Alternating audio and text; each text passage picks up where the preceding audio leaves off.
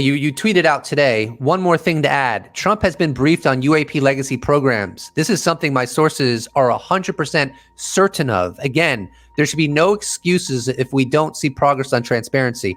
Now, that's pretty astonishing that your sources are 100% certain that Trump has been briefed on UAP legacy programs. That's truly astonishing. And I agree with you. If he's been briefed on that and we don't get him to talk about it or talk soberly and inform the American public and the world at large about what's going on, I would say that would be a failure for Donald Trump. What do you think?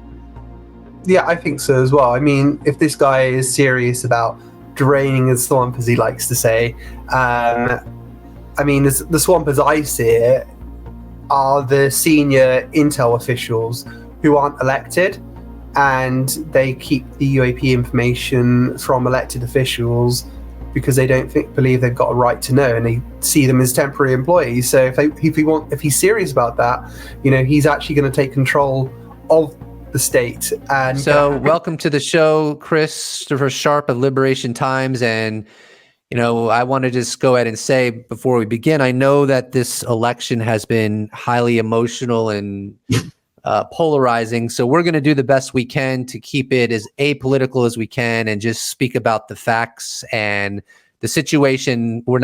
We have no intention to offend anybody, but Trump is the incumbent. He is going to be the president of the United States. So obviously he will start being part of the conversation. So anyways, Chris, in a very good July article from your publication, Liberation Times, it will be linked below.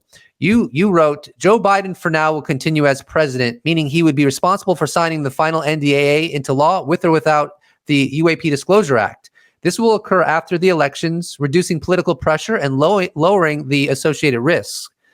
As a result, the White House may show stronger resolve. If advanced non-human intelligence and the reality of legacy programs are confirmed, it would cement Biden's historical record. Now, today I published a video where I went directly into that and underscored that, if the Biden administration is going to go forward with transparency, now's the time to do it. Because if they don't, they're basically leaving a 1 in 5 billion year cosmic opportunity to reveal the biggest secret in world history, not just American history, the biggest scandal, not just in American history, but in world history. And yet, is he really going to leave that for the Trump administration, or do you think he might actually go forward and try to disclose as much as possible to get that legacy prior to Trump getting into office?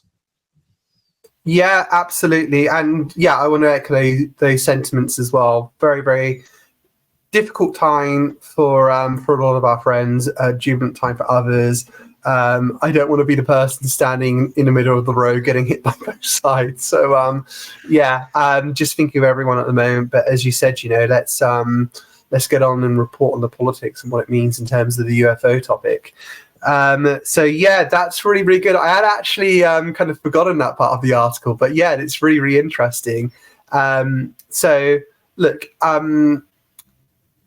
think this is a moment for Biden and his national security advisor, Jake Sullivan, and also the leader of the Senate, Chuck Schumer, to really, really push for the inclusion of meaningful UAP DA language within the final National Defense Authorization Act.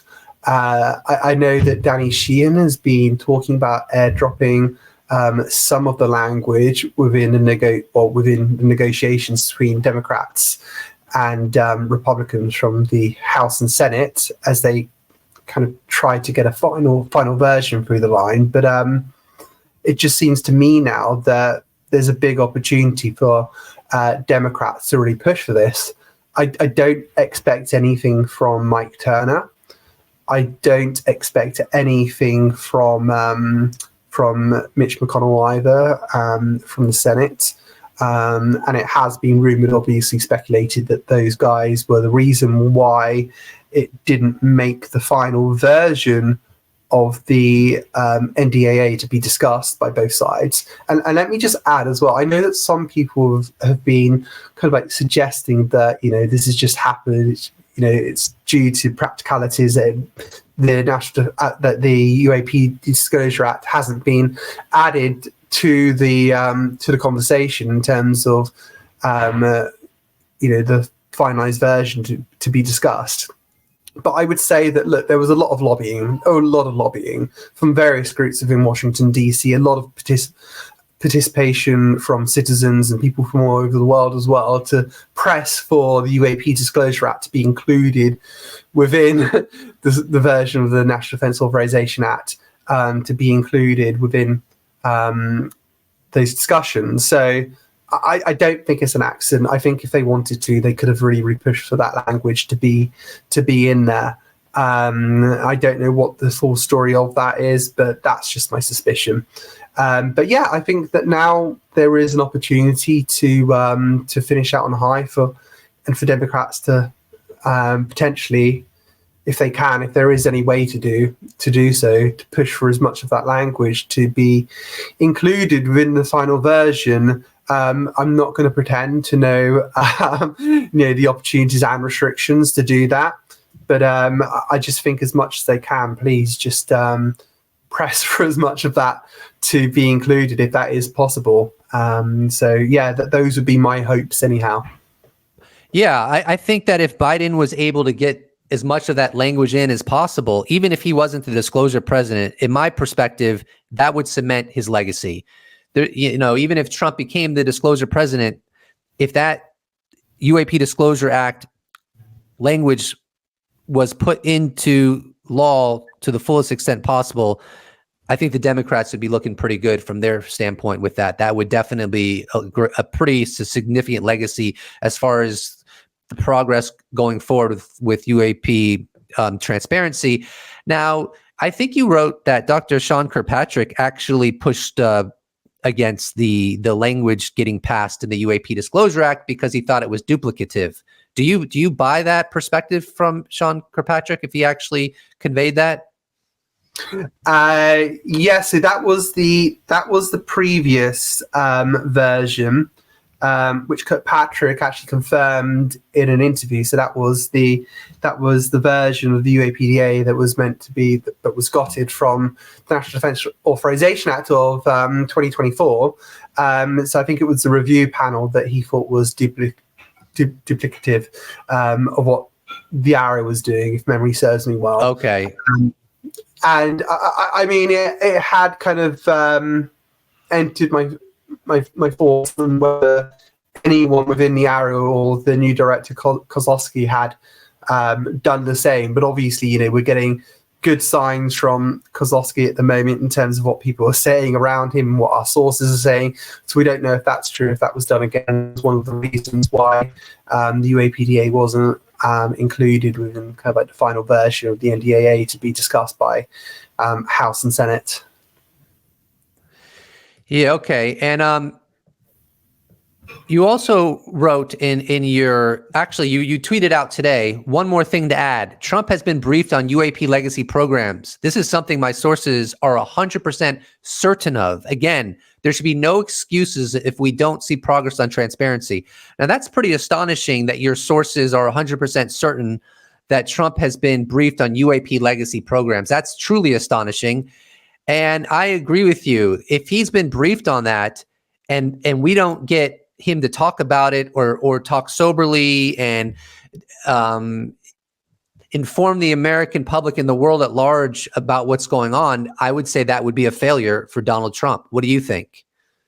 Yeah, I think so as well. I mean, if this guy is serious about draining the swamp, as he likes to say, I mean, the swamp as I see it are the senior intel officials who aren't elected, and they keep the UAP information from elected officials because they don't believe they've got a right to know, and they see them as temporary employees. So if he's serious about that, he's actually going to take control of the state and get a handle on what's going on instead of ignoring it and basically being led instead of leading such officials within the intelligence community and the defense establishment.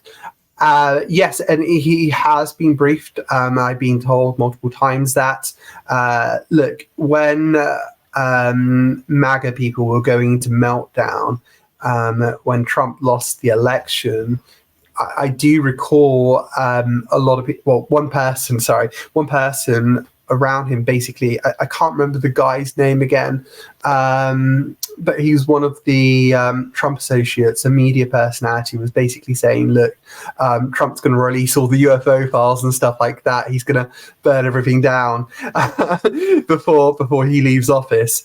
And I believe John Ratcliffe as well was basically saying we were trying to get the information out of the Trump administration before he left office, John Ratcliffe being the former director of national intelligence. So there is reason to believe that they were looking to potentially get the information out before Trump left office last time. Now, Trump will say that he met with the pilots and they've seen things and stuff like that, but he isn't saying anything about the other briefings he's been given about the retrieval programs, which I find quite interesting.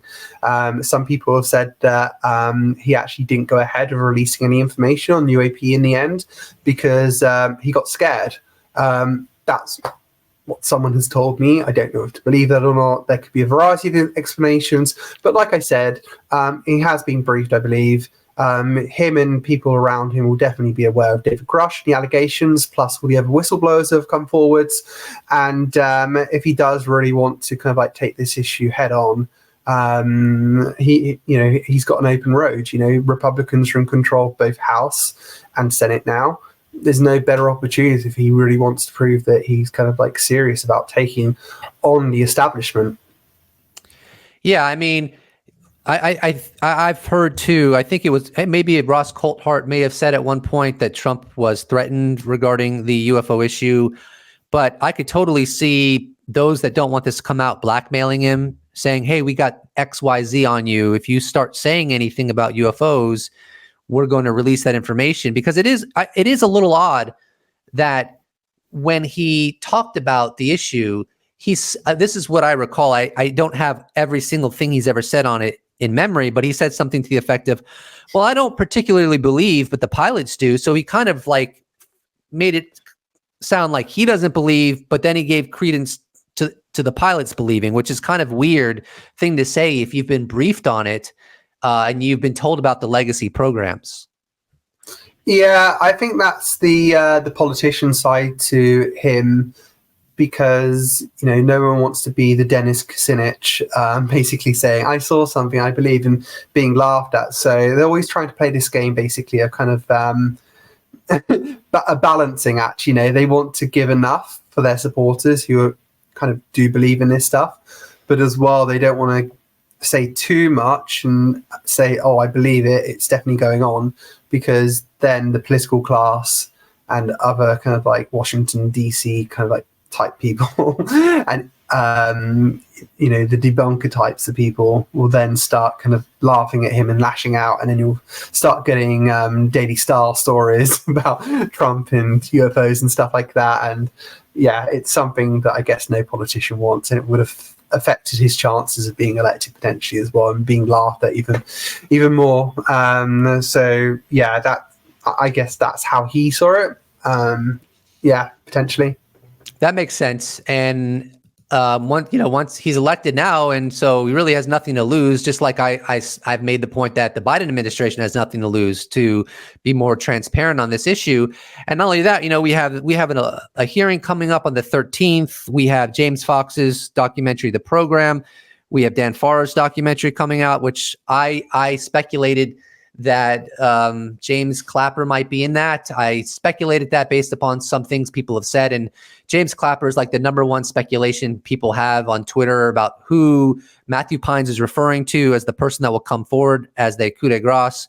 And so, it's like I mentioned before, the UFO issue is going to fall into Trump's lap, which is all the reason why if there's anything the Biden administration can do to create a legacy for themselves, they better do it now. Otherwise, Trump's basically going to be the full recipient of that legacy. I want to move into Peter Thiel and Elon Musk. You do talk about how their connection to Trump could be significant now that he is the upcoming president. Could you go into that?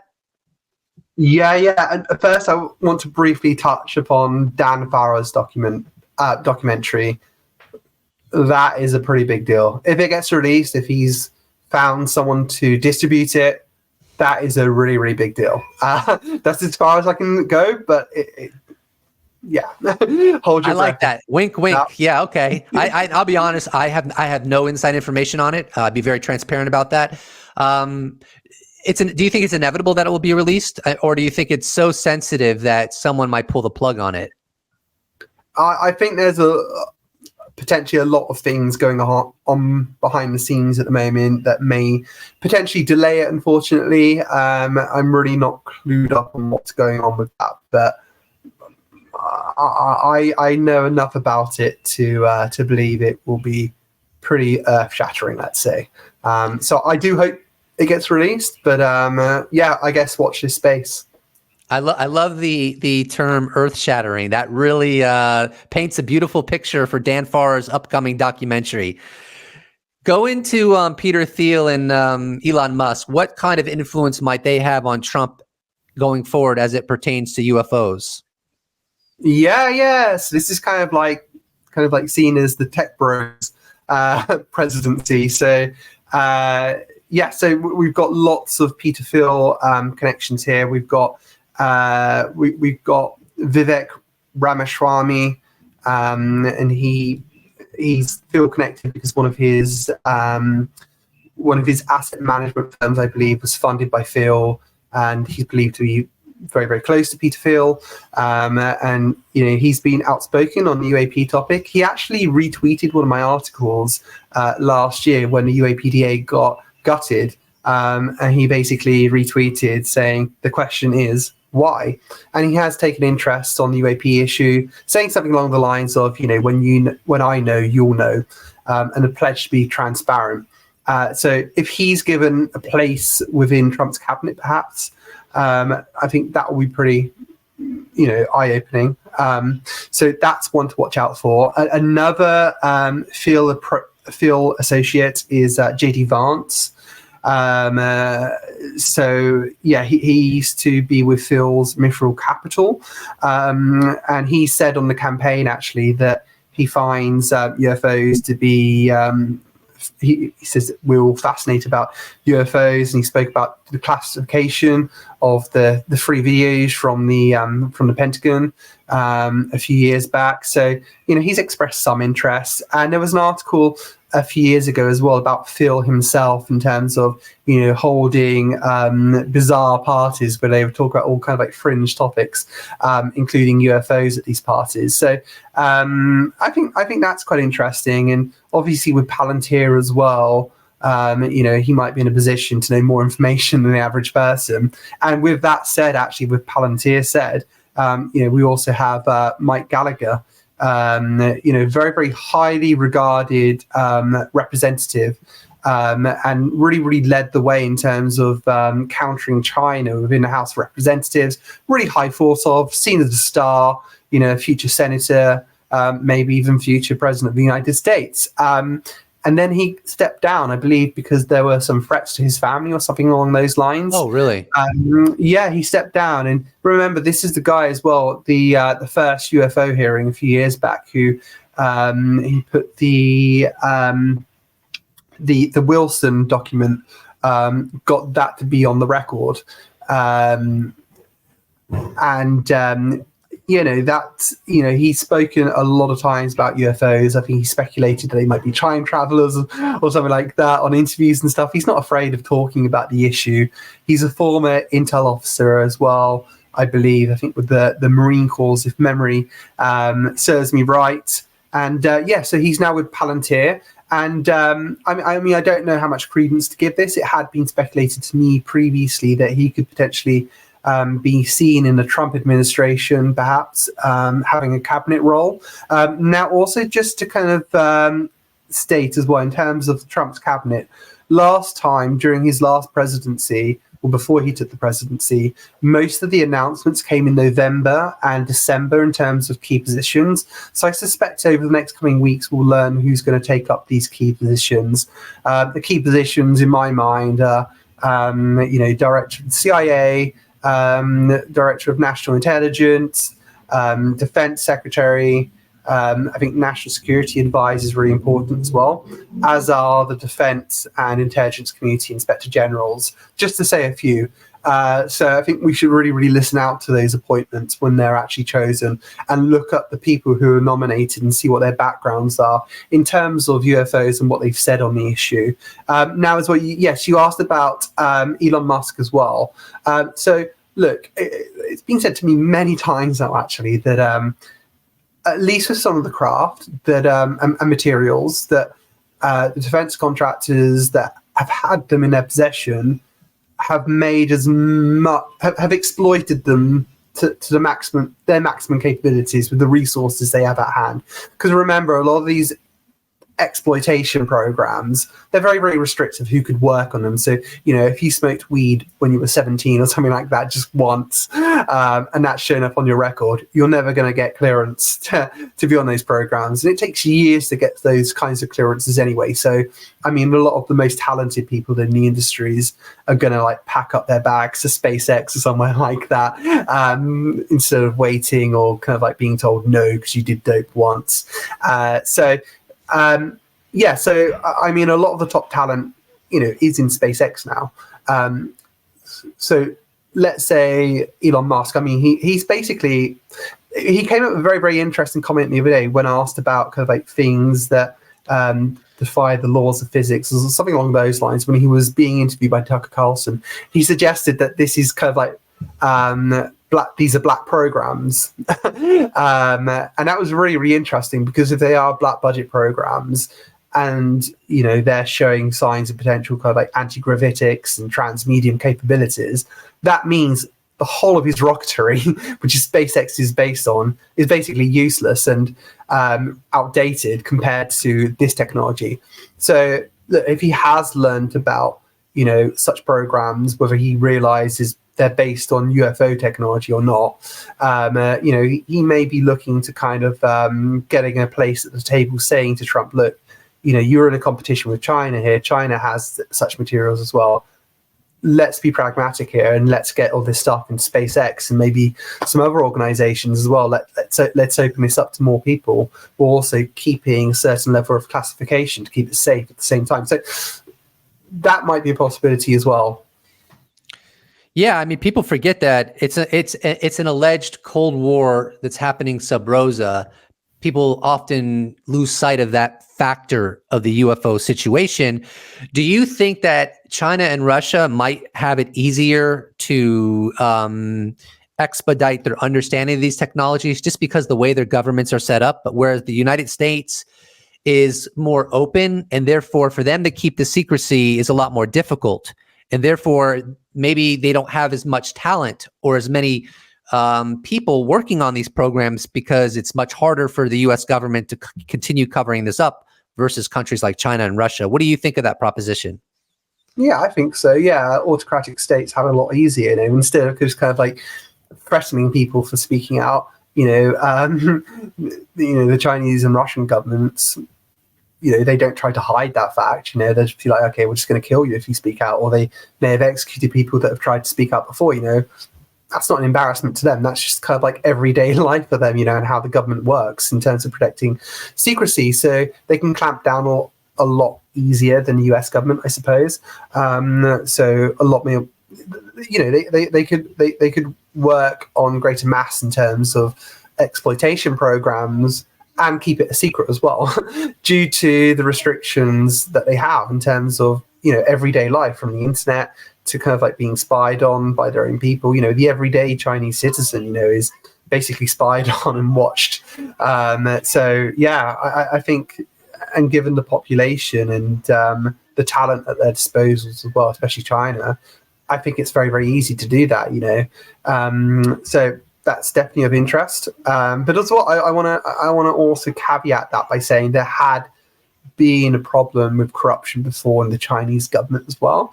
So maybe it's not a complete kind of like circle, like complete picture and saying everything's just brilliant. They can just do everything easier. I mean, it's not without its problems as well, but there are certain advantages that they would have as well in terms of exploiting such programs.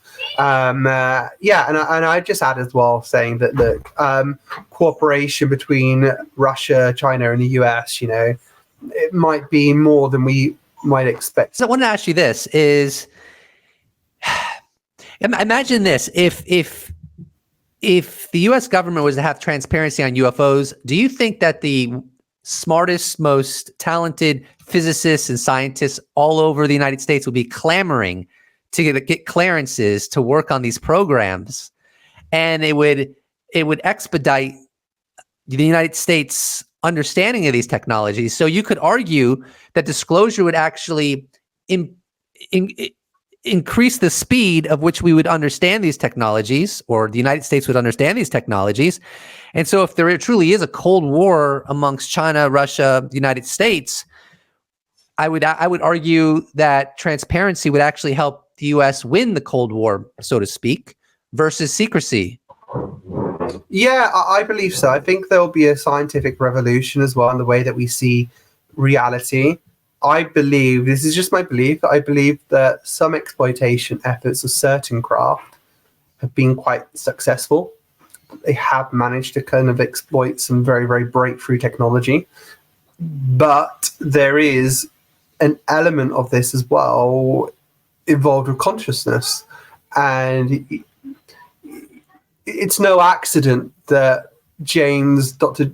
James Ryder, formerly of Lockheed Martin Space Systems, who's since passed away, is speaking about spirituality when he's going to conferences and talking about consciousness and the electric universe and orbs and all these kind of like fringe things as science would see them. There's a reason someone so highly educated and so serious who has credentials is talking about that kind of stuff.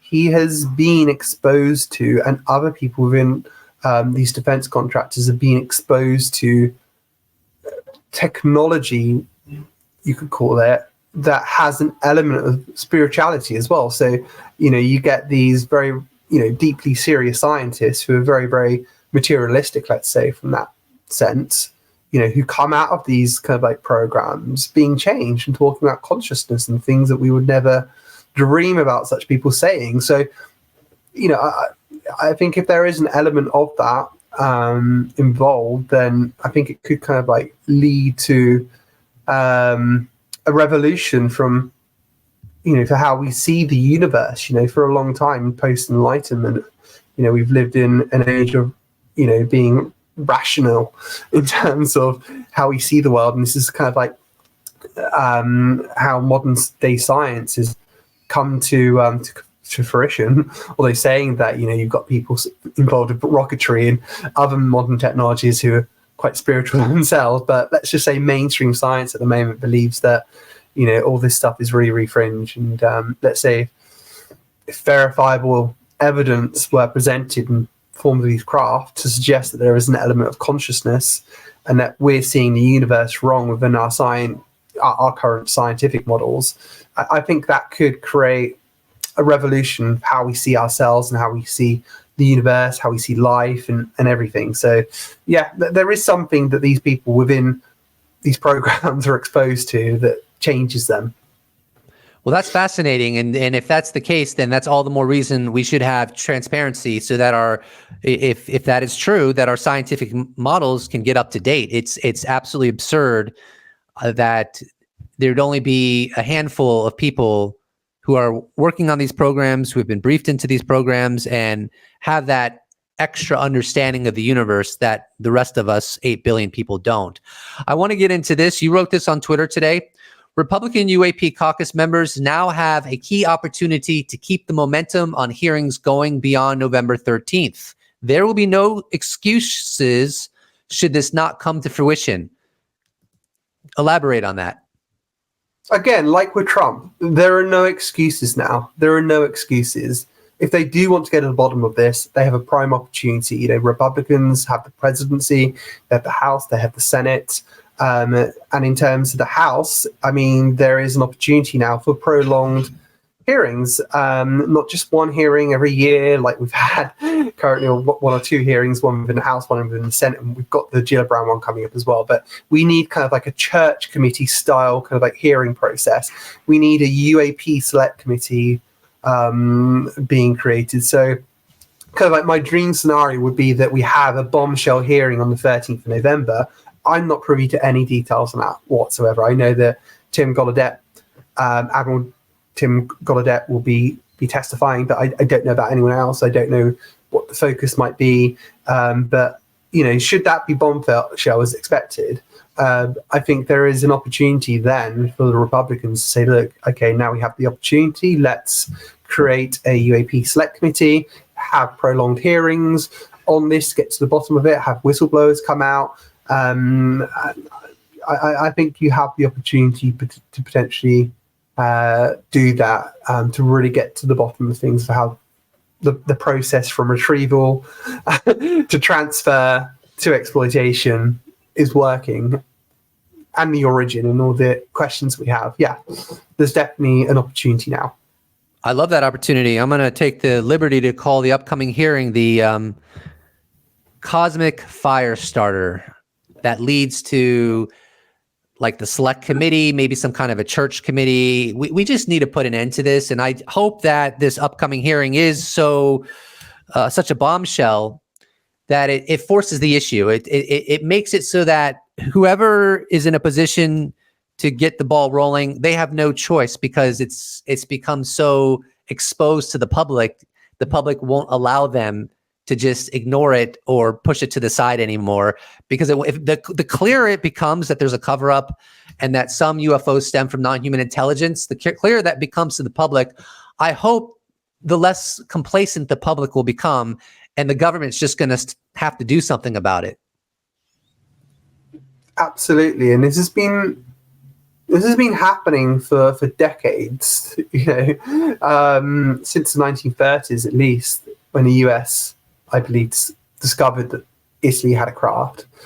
This has been hidden for so long now, and people just aren't aware of the history. People aren't aware of the lineage of the CIA and its organizations have had the UAP brief, for instance. People just aren't aware of it, you know, and there's a whole hidden history there, and history will need to be rewritten, I believe, once this all comes out. Oh, that's going to be fun. That's going to be a ball. You referenced to me before we started Kash Patel. Kash Patel is an American attorney and former government official. Go into how he might be relevant in the Trump administration. Sure. So we're now in rumor land, where we've got all these positions up for grabs within the Trump administration, and one of them happens to be the new director of the CIA. And one person that has been touted is a gentleman named Kash Patel, who was the former defense chief of staff, I believe, within the previous Trump administration. So he's someone, you know, you type his name into Google at the moment, you know, hopefully by the time this interview comes out, it's not someone else getting the position. But if you type his name into Google, you'll see a whole lot of articles at the moment speculating that he'll be the new director of the CIA. So if you go on to Fox Business, for example, there is an interview that he does on Fox News, or Fox Business, sorry, about UFOs. And, you know, he's basically on record saying that, you know, this is something that should be concerning all citizens. So he is not afraid to speak out about it. He shares the concerns of people. So if you've got someone with that kind of attitude, kind of like going into it, into the role, I mean, there's good reason to believe, hopefully, that he could be an advocate for the issue. Chris, I'm going to give you one last floor to say whatever you want, whatever we missed, whatever you think is important going forward, whether it's about the hearing, upcoming documentaries, the Trump administration, or all of the above and beyond. Sure. So let me start off with... And take your time, too. Just get it all out. Let's start off with everyone's favorite person, Representative Mike Turner, of the chairman of the House Intelligence Committee. Now, he is not a friend of Trump. He's on record, in my opinion, rightfully so, saying some of the things that Trump has said have been pretty controversial. But obviously, if you're a Republican kind of like criticizing another Republican, especially like a former president, that former president is not going to like you very much. And he's by no means a Trump ally. He is not like a MAGA kind of person. He's more of like, as I see it, like a country club Republican, someone who someone like that, basically. You're kind of like more older school conservative. So he is not a friend of Donald Trump. And I believe in June of this year, Mike Johnson, the House Speaker, appointed 2 members of the House Intelligence Committee to the House Intelligence Committee. Sorry, so he appointed 2 more members there, and these were MAGA people, so Trump supporters, to that committee. And Turner was blindsided by those appointments. So Mike Johnson, in doing so, basically undermined the authority of Mike Turner. And I find that quite interesting. And I believe that Mike Johnson, the speaker, was doing the bidding of Donald Trump and his supporters in doing that. So I think if that is what is happening, that Mike Turner is being undermined, that Trump is not a fan of this person, I believe there might be good cause to believe that he could be dethroned as the chair of the House Intelligence Committee. So I think that's something to potentially watch out for, see how the dynamics work. And then in terms of other candidates as well that I wanted to mention, someone who's been spoken about before is Christopher Miller. So he's the former, I believe, the Secretary of Defense under Donald Trump, one of them anyway. And he's on record of saying to Sean Ryan that he regretted not getting UAP briefing. It had been speculated a few months ago that he could be up for a position in the new Trump administration. Let's see what happens there. Same with John Ratcliffe as well, which I'm sure that all your viewers are aware of, that he's said some pretty sensational things about UFOs. From his time as Director of National Intelligence, saying that they have satellite data, for instance. He could be up for a position as well in the Trump administration, according to some articles I've read. Rubio is rumored to be up for Secretary of State. So obviously he is the kind of like the leading Republican member of the Intelligence Committee, very, very outspoken on the UAP topic as well. One would think that he is going to be the next chair of the Senate's Intelligence Committee, but perhaps he's looking for a bigger position. He was going to be a potential vice president pick for Trump, but he didn't get that role. So perhaps he's in line for something else in terms of the Trump administration. So if he has a seat at the table within the Trump cabinet, I think that would be pretty interesting. But obviously that would mean another chair of the Senate Intelligence Committee, which is a vital role in terms of getting legislation passed through on the UAP topic. Another two more people I wanted to speak about is one Representative Mike Waltz. There's a lot of speculation at the moment that he could be the new Defense Secretary. He is a member of the House Intel and Armed Services Committees. He is on record saying that we need to take the testimony of Dave Grush very, very seriously. So if he does get the position, that would be great. It would also be great, while I'm saying that, to have someone as Defense Secretary that doesn't really have that military kind of like defense corporation background, like Lloyd Austin, for example, former Raytheon guy. It'd be good if we have someone kind of like outside of that circle. And then the last person I want to mention is Tom Cotton. So he sits on the Senate Intelligence and Armed Services Committee, and he's another person basically apparently, allegedly, in the running to be the next Secretary of Defense. So I just wanted to kind of like get those names out there as names that I'm hearing at the moment, who could play a vital role in the Trump administration, who have key roles to play and who would have influence on the UAP topic, but who are also kind of like have a connection to it in terms of what they've said previously, or having a position to know more about it from their current committee positions, for example, with Tom Cotton. So yeah, that's what I wanted to convey to yourself and your viewers. Awesome. Thank you so much, Chris. I really enjoyed this conversation. Tell my audience where they can find you, and of course I'll link below as well. Yeah, sure. So you can see my website on www.liberationtimes.com. And then you can find me on Twitter as well, or X, as my handle is Chris UK Sharp. So yeah, we should be coming out with some cool new articles soon. I definitely want to get some more information out before the 13th of November hearing. So yeah, watch this space. Excellent. Special thanks to all YouTube members, patrons, those that bought merch, those that have given me a one-time donation. I couldn't do without you. Thank you so much. See you in the next episode.